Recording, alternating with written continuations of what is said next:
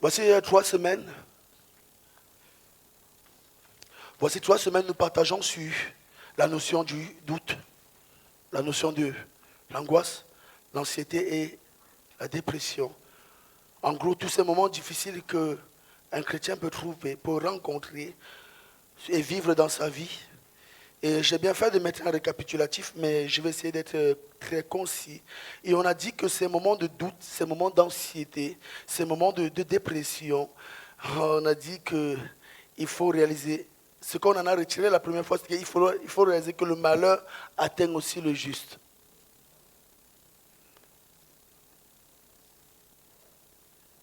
Et ce n'est pas parce qu'automatiquement il a péché qu'il fait face au doute, qui fait face à l'angoisse et qui fait face à la dépression.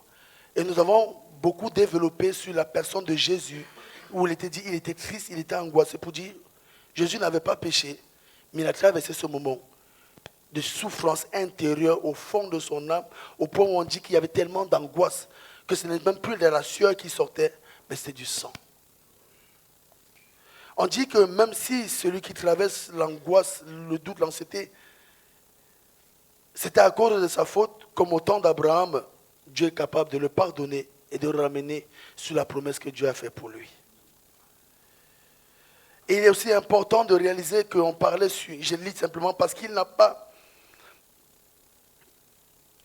pas réalisé que même s'il prend des médicaments, il faut qu'il s'attende à Dieu.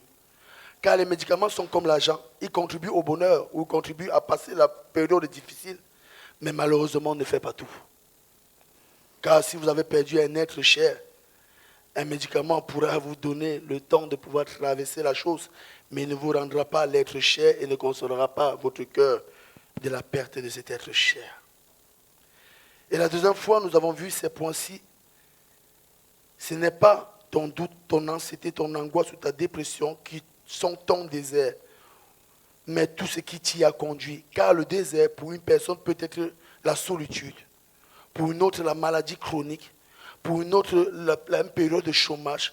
Pour un autre, un échec sentimental ou un divorce. Pour un autre, un problème personnel ou avec une autre personne. Je l'explique un peu. Ça veut dire que souvent, et on a dit ça la dernière fois, je continue à lire. Nous avons dit aussi que si quelqu'un ne comprend pas ton désert, c'est normal car c'est le lieu où Dieu te dépouille pour t'attacher à lui et t'équiper pour la mission pour laquelle il a été appelé. Et il y a une chose, et je continue, c'est pas grave. Et nous avons fini en disant, si tu accompagnes quelqu'un qui traverse son désert, voilà c'est ça, ne cherche pas d'abord à l'aider, mais à le comprendre. Car souvent, quand on voit quelqu'un qui boit à cause de ce qu'elle traverse, on lui dit simplement arrête de boire, alors que ce n'est pas de boire qui la rend mal, mais elle boit parce qu'elle est mal. On ne comprend pas. Elle ne boit pas parce que... Non, elle boit parce qu'elle est mal. Alors prends le temps de la comprendre et de laisser Dieu se servir de toi pour l'aider. Et si ce n'est pas à ton niveau, prie. S'il a besoin de voir un spécialiste dans le domaine, alors reconnais que tu n'as pas la science infuse et que Dieu peut utiliser une autre personne que toi. Et je suis allé plus loin, que même le pasteur n'a pas la science infuse parce que dans certaines situations, désolé, même votre pasteur ne pourra rien faire pour vous. Et encore moins, encore même souvent, votre mari ne pourra pas faire quelque chose parce qu'en ce moment-là, il n'y a que Dieu qui est là et que Dieu qui pourra, il n'y a que Dieu qui comprend, Dieu qui est là et c'est la seule personne qui pourra t'en sortir. Et c'est ce qu'on va voir. C'est ce qu'on va voir maintenant. Comment faire face à ce désert qu'on attend d'y sortir, mais qu'on n'y sort pas. C'est ce moment où Jésus maintenant va dire, mon Père, s'il est possible, que cette coupe s'éloigne de moi, sans que je ne la boive. Et là, nous comprenons dans le silence de Dieu que la coupe n'allait pas s'arrêter. La coupe n'allait pas s'éloigner. Donc, en l'occurrence, ici pour nous, ce moment de doute, ce moment d'anxiété, ce moment d'angoisse, ce moment de dépression, Dieu dit, il faut que tu le traverses.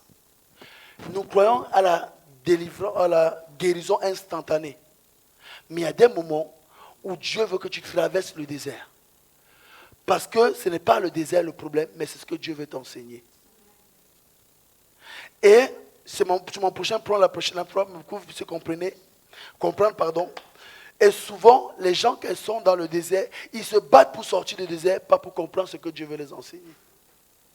Au lieu que tout désert que Dieu permet, comme on l'a vu les dernières fois, qu'il n'y a aucune épreuve, il est dit, c'est Dieu qui le dit, il dit aucune tentation ne vous est survenue qui n'a été humaine. Et Dieu ne permettra pas que vous soyez tentés au-delà de vos forces. Mais avec la tentation, il a déjà permis le moyen de vous en sortir. Waouh! Il a déjà permis le moyen de vous en sortir. Mais quand? Ce n'est ni moi qui sais, ni vous. Mais qui le sait quand vous sortez? C'est Dieu seul. Donc, nous avons dit, et là, nous comprenons que dans le silence de Dieu, que la coupe n'allait pas s'arrêter sans qu'il ne puisse la boire. Et je me suis posé la question, Seigneur, c'était quoi cette coupe? Mais c'est Ésaïe qui va nous parler de quoi était cette coupe dans Ésaïe 53.3-5. Waouh! Quand j'ai vu ça, j'ai voulu donner tout ça à Jésus. J'ai dit que Seigneur Jésus, garde-le pour toi. Vraiment, tu étais le seul à pouvoir le porter, à le supporter, à le vivre, à l'endurer. Et merci pour la bénédiction que tu nous as donnée, mais garde-le pour toi. Ésaïe 53, 3, 5 dit ceci. Méprisé et abandonné des hommes. Hommes de douleur et habitués à la souffrance. Semblables à ceux dont on détourne le visage. Nous l'avons dédaigné, nous avons fait de lui aucun cas. Cependant, ce sont nos souffrances qu'il a portées, c'est de nos douleurs qu'il s'est chargé, et nous l'avons considéré comme puni, frappé de Dieu et humilié. Mais il était blessé pour nos péchés, brisé pour nos iniquités. Le châtiment qui nous donne la paix est tombé. Et c'est quoi la suite? Et c'est pas ça que nous sommes. Vous comprenez pourquoi j'ai voulu laisser ça à Jésus et prendre le reste?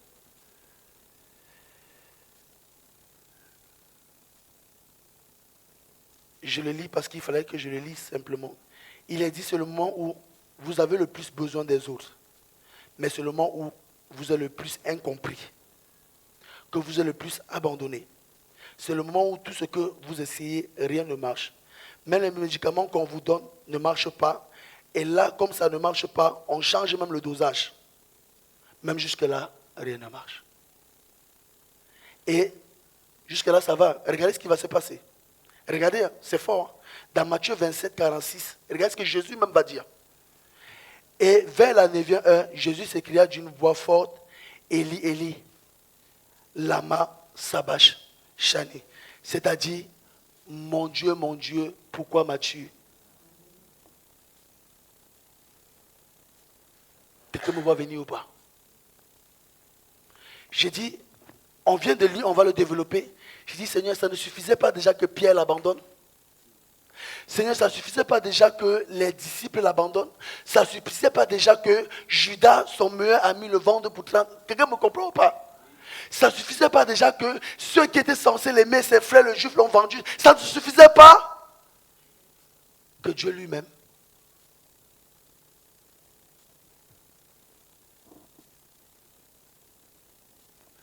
Et ici,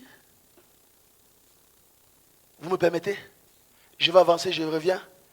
Ici, Dieu n'est pas en train de l'abandonner, mais Dieu l'abandonne lui afin que nous soyons acceptés. Oh, j'ai donné toute ma prédication, mais ce n'est pas grave, on va développer quand même. Dieu l'abandonne lui par les différentes souffrances qu'on a vues afin que nous soyons acceptés. Et il dit maintenant, je ne veux pas entrer sur toi. Je commence. Mépriser et abandonner des hommes. Il dit, des hommes maintenant, on dit, ça peut être hommes et femmes. Il dit, tu vas être abandonné par tous. Aïe. même par celui qui t'aime le plus. Et je continue. Il dit, c'est parce que c'est la volonté de Dieu. C'est fort quand même, hein? C'est parce que c'est la volonté de Dieu. Pourquoi? Il dit, parce que j'ai envie de t'amener dans une dimension de dépouillement d'avec les hommes et d'attachement d'avec Dieu.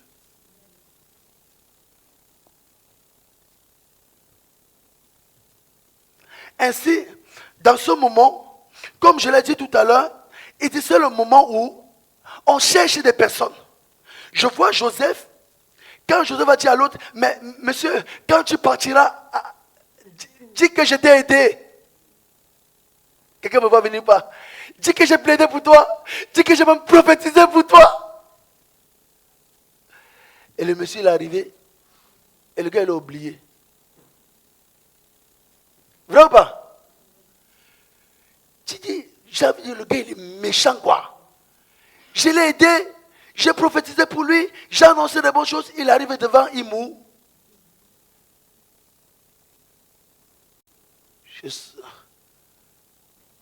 Quel est le mot qu'on lui donnerait? Mais regardez ce qui va... j'aime Dieu. Regardez ce qui va se passer avec Dieu. Qui va parler pour lui après? Le gars qui l'a abandonné. Vrai ou pas? C'est le gars qui t'a abandonné, que tu as envie de frapper. Pardon, non. Que tu as envie de donner un coup de tête. Non, ça c'est Zidane, ça. C'est le même gars que Dieu utilise pour te dire, c'est à mon temps.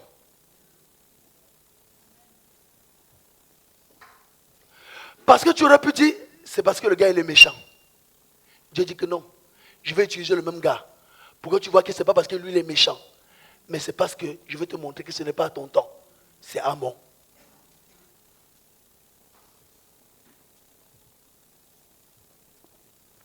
Mépriser et abandonner des hommes, mais permis par Dieu, afin que tu puisses réaliser que ça ne passera pas par un homme, mais que ça passera par Dieu. Homme de douleur habitué à la souffrance, semblable à celui dont on détourne le visage. Homme de douleur, jusque-là ça va, habitué. Dans habitude, c'est ce qui est régulier, ce qui est là. Il dit, Seigneur, on m'a dit que tu délivrais, on m'a dit que tu guérissais, on m'a dit que tu faisais un face à par terre. Il dit, mais ici, il faut que tu traverses et que tu apprennes que l'homme ne vit pas de pain seulement, l'homme ne vit pas d'être seulement dans la joie, l'homme ne vit pas seulement d'être heureux, mais l'homme vit de tout ce qui sort de la bouche de l'Éternel, qui a dit, je serai avec vous tous les jours de votre vie, sauf le jour où vous êtes malade.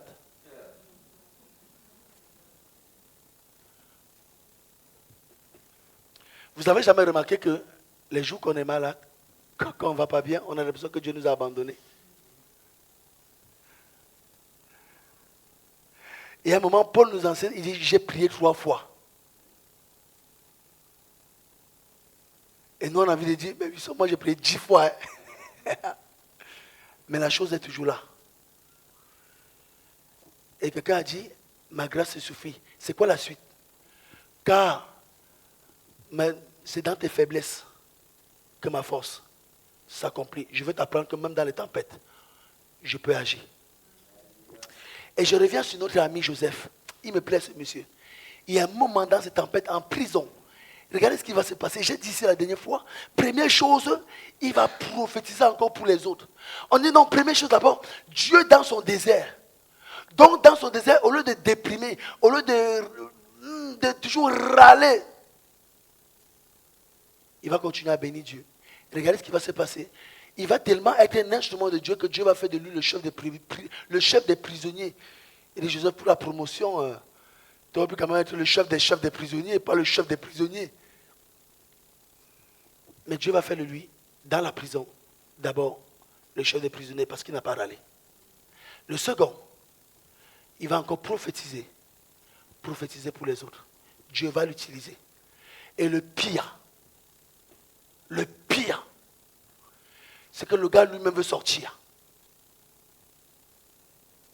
Le gars lui-même veut sortir du truc dans lequel il galère. Regarde ce qui se passe. Il prophétise pour quelqu'un et c'est la personne qui sort. Seigneur, c'est moi qui bénis les gens et la bénédiction que je veux, ce sont eux qui l'ont.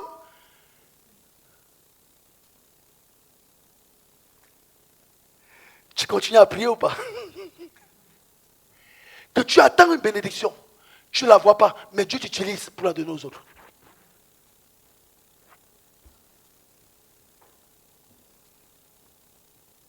Il dit, je veux voir si, même quand tu vis une injustice, tu continues à bénir. Parce que la preuve en est que Dieu l'a fait après. Il dit, je veux voir si dans le moment difficile, si dans le moment de tribulation, non seulement tu ne murmures pas, second, tu continues à prier Dieu, à parler pour les autres. Et troisièmement, quand je bénis les autres, je ne te bénis pas. Quand tu attends le mariage et que c'est les autres qui te marient. Tu continues à bénir. Que j'ai attendu le mariage, je ne l'ai pas vu, mais j'ai béni ceux qui se marient. Parce que je sais que mon tour arrivera au nom de Jésus. J'ai attendu la promotion, je n'ai pas vu sur mon collègue qui l'a eu. Le collègue pour qui je prie tout le temps. Mais j'ai béni Dieu. Parce qu'un temps, le mien viendra. Il dit, parce que j'étais amené là-bas pour éprouver ton cœur et savoir si tu garderais mes commandements ou pas. Éprouver ton cœur, de voir si l'orgueil sortirait, si le mépris sortirait, si la jalousie sortirait. Il dit, j'ai laissé la chose grandir afin de t'éprouver et de voir quel sera l'état de ton. Si tu garderas le commandement, ouvre. Aime ton prochain. Bénis tes ennemis. Bénis les autres.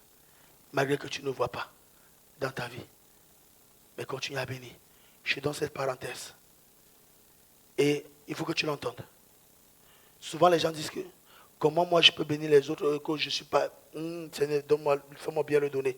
Souvent les gens disent que Seigneur, comment je peux bénir les gens au lieu que tout le monde voit dans ma vie que ça ne marche pas, dans ma vie que c'est difficile. Comment moi je peux être une source de bénédiction? Et c'est Paul un jour qui va répondre à ça. Il va dire aux gens qu'il a bénis, vous n'avez jamais regardé d'abord mon handicap. Mais vous avez d'abord regardé l'onction qui était déposée sur ma vie. Ah, tu n'as pas encore compris la révélation. Pourquoi? Parce que c'est Dieu qui cache aux yeux des autres l'handicap qui est sur toi. Ou ce que tu traverses.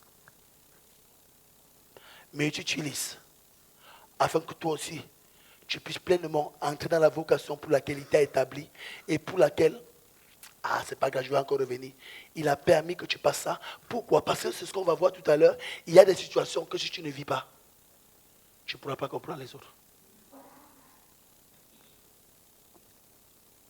Il y a des douleurs que si tu ne traverses pas, tu ne peux pas comprendre les autres. Il dit les autres ne regarderont pas tes douleurs, mais ils regarderont l'onction qui est posée sur toi. Ainsi maintenant pour nous aussi, on voit que quand Dieu nous regarde, ce n'est pas avec nos manquements, ce n'est pas avec notre esprit de doute, ce n'est pas avec notre esprit d'anxiété, ce n'est pas avec notre esprit d'angoisse qui est là. Il dit non, quand je te vois, je vois Jésus. Et là, j'ai envie de dire à Dieu, non, Seigneur, en ce moment, quand je me vois, je ne parle pas pour moi, je vois l'angoissé, quoi. Je vois le dépressif, quoi. Je vois, non, moi, je ne vois pas ça, moi. Moi, je vois Jésus. Parce que souvent, nos combats ne sont pas les combats de Dieu. Et Dieu va aller plus loin. Vos voix ne sont pas mes voix. Vos pensées ne sont pas. Si tu ne te vois pas tes échecs, Dieu ne te voit pas sa victoire. Et dans ce chemin, c'est le chemin maintenant où Dieu, comme on l'a dit, il est en train de te dépouiller. Il est en train de te dépouiller et j'ai pris 4 dépouillements. Il dit, il y a le dépouillement de la santé physique et psychique et dans la santé, le dépouillement familial, le dépouillement matériel. On dit de lui, pour le physique et dans la santé, on dit de lui qu'il était triste jusqu'à la mort, il a angoissé. Et dans son angoisse, il dit, mon âme est triste jusqu'à la mort. Car j'ai vu une situation où je n'ai pas envie de le vivre, je n'ai pas envie de le traverser, je n'ai pas envie de l'endurer. Voilà pourquoi moi, il va dire à Dieu lui-même, Dieu, n'est-il pas possible que cette coupe s'éloigne? Je ne le supporte pas. Il est dur. Et tous ces moments où tu traverses une situation, tu ne l'as pas choisi, tu es comme une maman, encore on vient d'appeler que ton fils qui est allé à l'école, il vient de se noyer. Et à l'instant même, son monde s'ébranle. Ce n'est pas parce qu'elle a péché, ce n'est pas seulement elle a entendu une parole, quelque chose qui a ébranlé son monde. Et sûrement tu as dû entendre quelque chose, tu as dû voir des choses, tu as dû endurer des choses qui ont ébranlé ton monde. Et Dieu dit, même quand ton monde sera ébranlé, même quand ton psychique sera pris, même quand c'est à cause de quelque chose, d'un inceste qu'on t'aura fait, même quand c'est à cause d'un coup de poing que tu aurais pris, même si c'est à cause des paroles que tu aurais endurées, il dit, sache quelque chose, ne t'arrête pas, continue à persévérer, continue à croire que ce que Dieu a commencé en toi, il va l'achever. Ne t'arrête pas quand ton psychique a pris un coup. Ne t'arrête pas quand ton âme tu n'arrives pas à mettre les mots. Même celui qui est à côté de toi dit, mais dis-moi ce que tu as. Tu dis, j'arrive pas à exprimer. Mais à l'intérieur, c'est mort. Dans le dépouillement familial, oh, tout le monde l'a abandonné. Pierre l'a abandonné, ses frères, les Juifs, quand tout le monde t'abandonne, quand tout le monde te laisse tomber, même celui sur qui tu comptais, il t'abandonne, non pas au corps ramassé, il t'abandonne comment? Ça veut dire que tu comptes sur lui, mais il n'est pas à la hauteur. Tu attends de lui, mais il ne peut pas. Tu dis, mais pourquoi tu es à côté si tu ne peux pas résoudre mon problème? Il dit, mais je suis pour rien. C'est Dieu qui te fait passer là, afin que de réaliser que ce n'est pas à la famille que tu dois t'attacher, mais c'est à lui. Tu dis, mais Seigneur, pourquoi ma femme m'abandonne? Pourquoi mon mari? Il dit, parce que ton mari n'est pas Dieu. Parce que ta femme n'est pas Dieu. Ah, mais pourquoi papa ne comprend pas? Pourquoi papa n'endure pas? Mais pourquoi papa ne me comprend pas? Papa n'est pas Dieu. Maman n'est pas Dieu.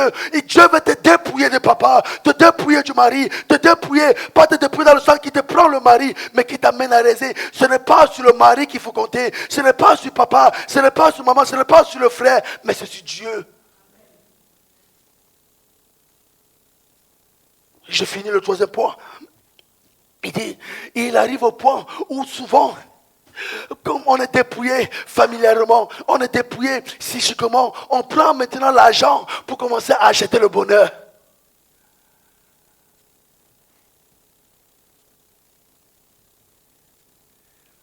Vous pouvez vous acheter des amis, mais vous n'achèterez jamais leur amour.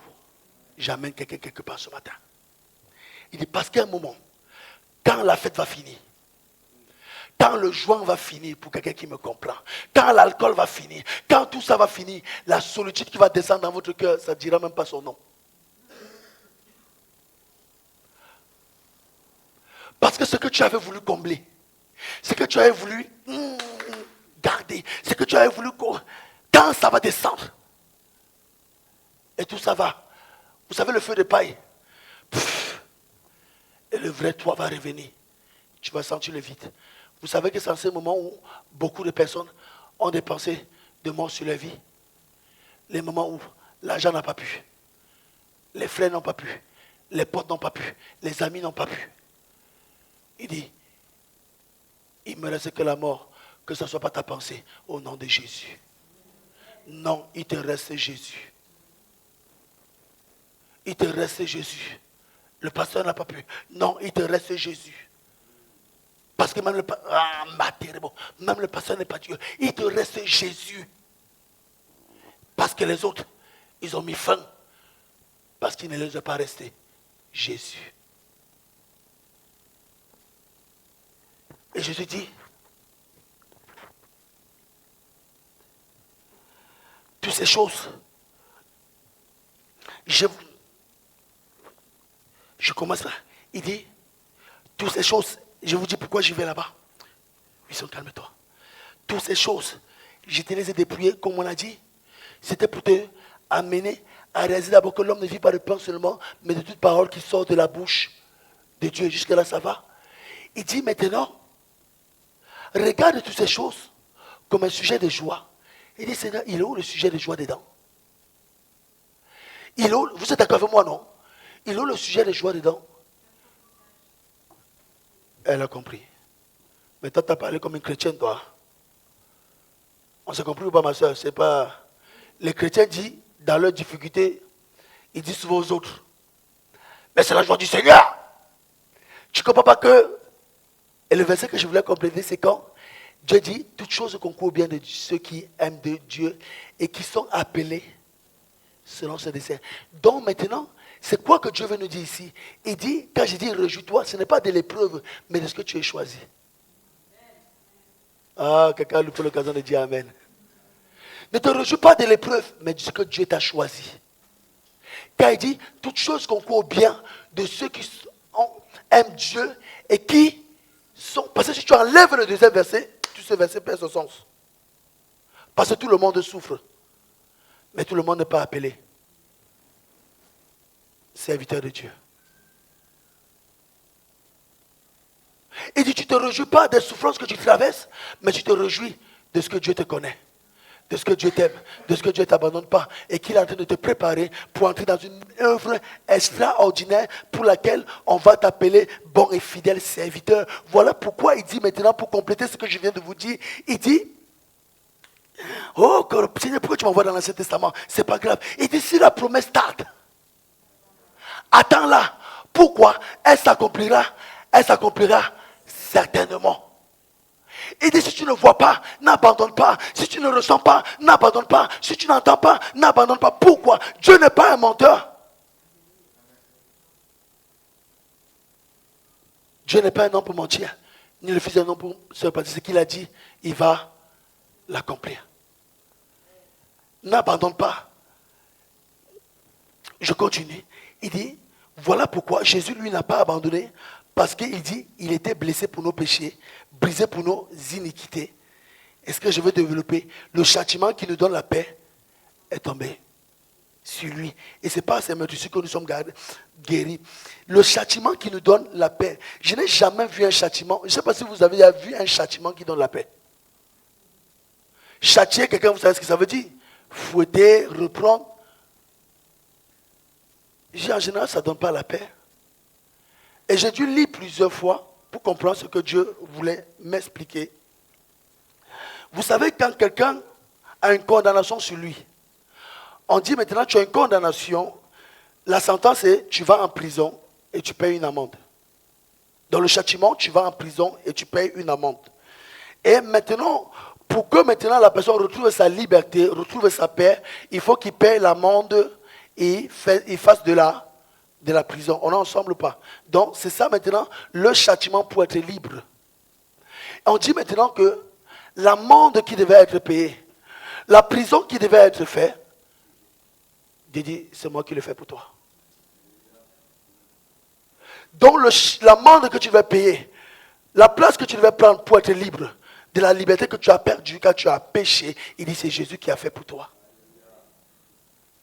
Et pour le comprendre, j'ai compris comment il dit, quand il dit ceci, en effet, l'acte dont les ordonnances nous condamnaient et qui subsistait contre nous, il les a détruits en les clouant à la croix. Donc pour toi, il n'y a plus de condamnation. Là, tu devais payer un prix pour être libre. Il dit, je l'ai payé pour toi. On avance ou pas? Le dernier,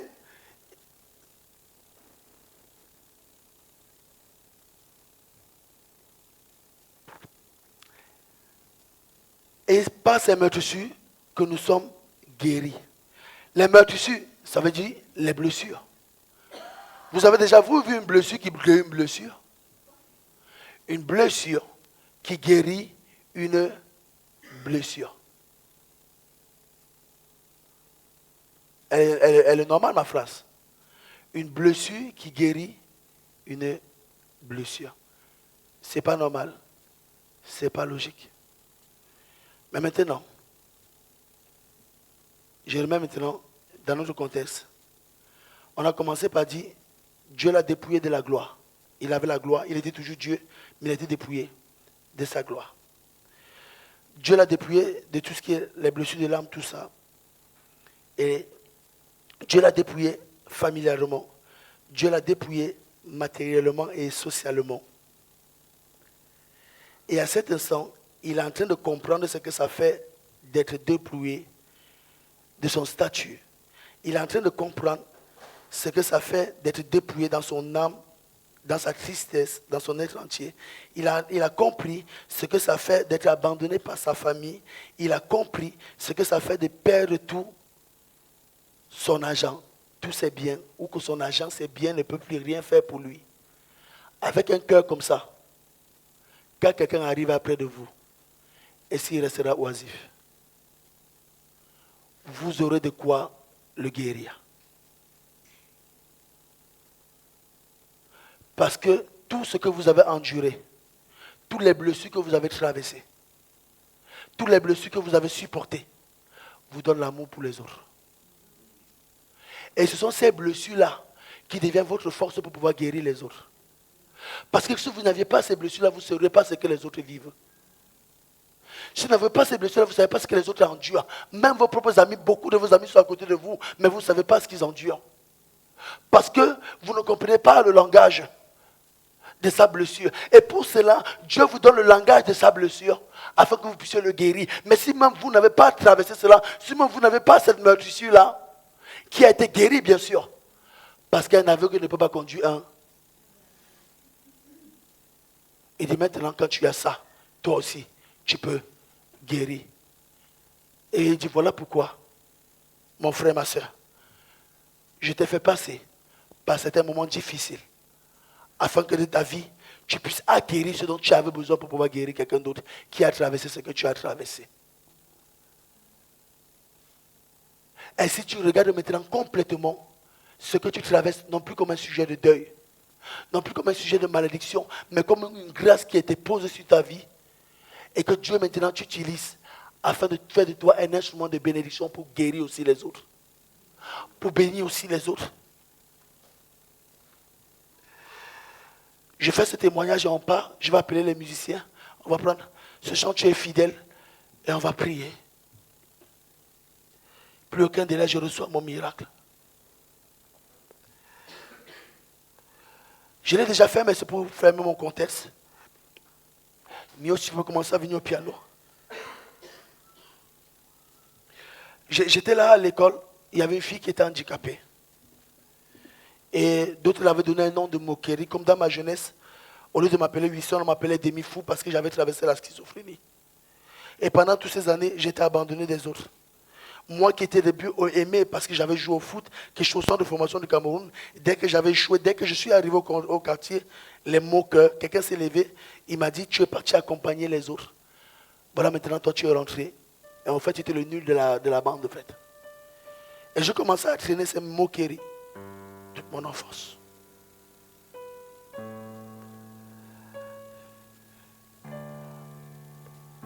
Et je suis arrivé, j'ai vu cette petite fille. Tout le monde se moquait d'elle. Personne n'allait manger avec elle. Dieu m'a dit, tu vas aller manger avec elle. J'ai commencé à marcher avec elle. Oh, je parlais à quelqu'un ce matin. Et à un moment, on s'est aussi commencé à se moquer de moi, que je mangeais avec la fille, que personne ne voulait manger. Un jour, j'ai dit, moi, j'y vais plus. J'en ai marre de me faire me moquer. Je suis rentré chez moi ce mercredi où elle m'attendait pour manger. Je suis parti manger avec mes soi-disant bons amis. Quand je suis arrivé à la maison, j'ai voulu prier. Dieu m'a dit, tu étais où? Je n'avais pas besoin de tourner. J'avais compris la question. Parce que toute la journée, je savais que je ne devais pas être à ma place. Et Dieu m'a dit, Wilson, tu étais pour cette petite fille. C'est que les autres ont été pour toi. Ceux qui abandonnent les autres. Je pleure parce que encore aujourd'hui, je peux ressentir ce que ça a fait. Quand on vous abandonne parce qu'on dit que vous êtes fou. Quand on vous abandonne parce qu'on dit, il n'est plus comme les autres.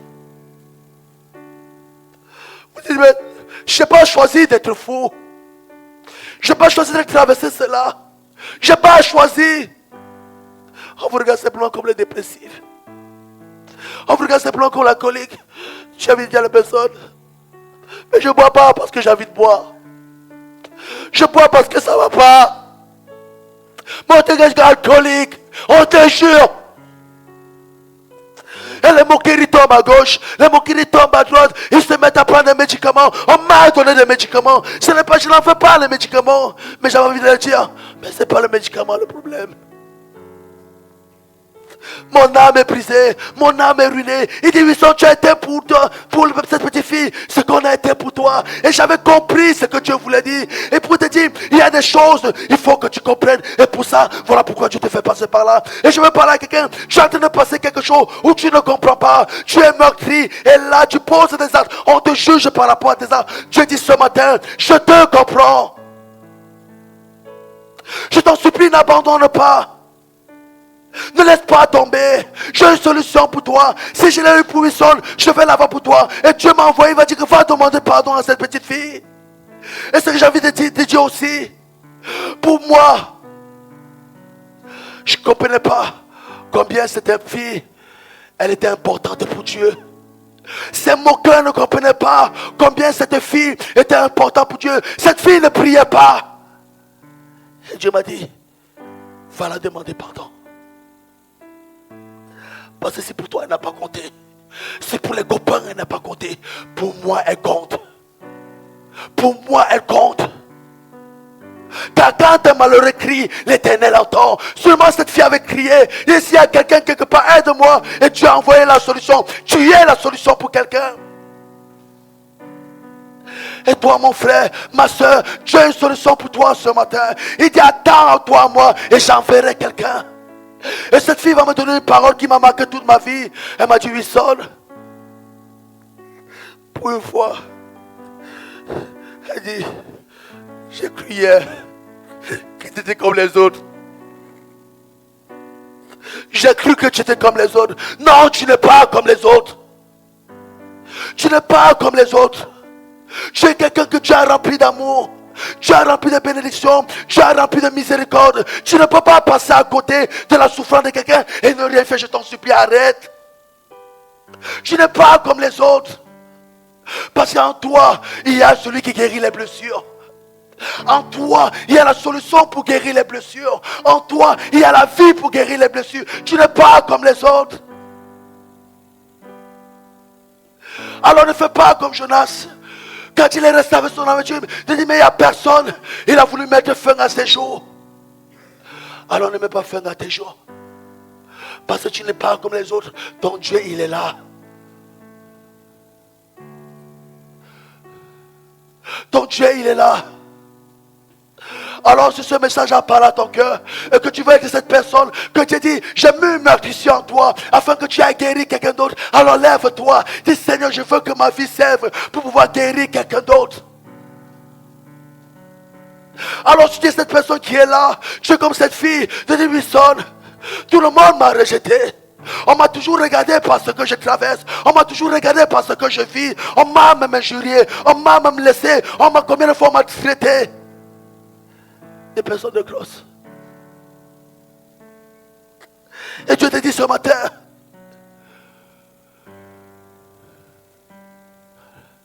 n'attends plus aux hommes. Ne t'attends plus à tes amis, ta famille. Et ne t'attends plus à un médicament. Pas de dire ne prends pas de médicament.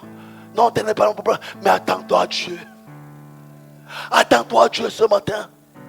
Parce que beaucoup, ils étaient sous médicaments. Mais comme ça n'a rien fait, ils ont abandonné tout. Ils ont tout laissé. On a juste appelé la maman. Il est fini. C'est fini. Pourquoi? Parce qu'il a mis. Elle dit, mais on a vu le psychologue. On a vu le médecin. On a tout vu. Mais est-ce que vous avez vu Jésus? Non. Toi, tu as Jésus ce matin. Toi, tu as Jésus ce matin. Alors dis Jésus ce matin. Je veux revenir auprès de la croix.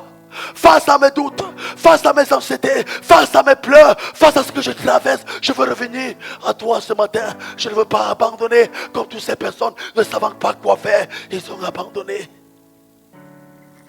Et jusqu'à se jeter du haut du balcon. Je ne veux pas abandonner. Je compte sur toi.